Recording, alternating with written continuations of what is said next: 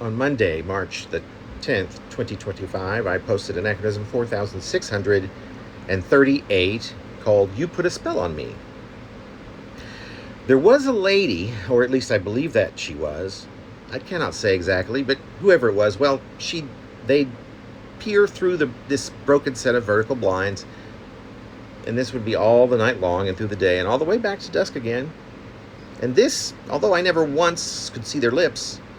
with such a hunger and a determination, I could see this with ease, staring into the deep pools of their eyes that wore this mystery human's, I'm pretty sure it was a human, veritable heart upon its sleeve, which makes no sense, but perhaps you could feel from this peculiar logic a vicinity of nearby what I might mean. I didn't think of that person veering through these broken blinds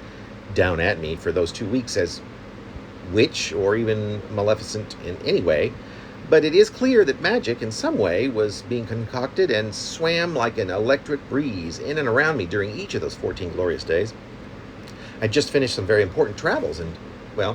it was the first among many long-held plans that had finally come to fruition, and that matronly person stared down upon me and for 2 solid weeks acted simply as a conduit with which to provide me with this life.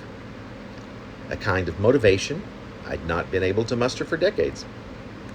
And ever since then, a small period of time that has now settled itself within me as a distant, dizzy, and glorious transition,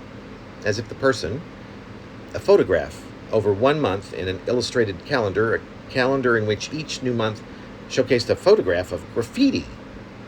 That was it. There was no real person, no witch, no magician. There was simply a depiction of so-called artistic vandalism looked over me, but I felt almost an entire life, having been drained to that life's near extinction, was being poured carefully back into me, into what I'm sure is my soul, or whatever exists within me that most resembles my idea of one, so that I became alive again, really. Or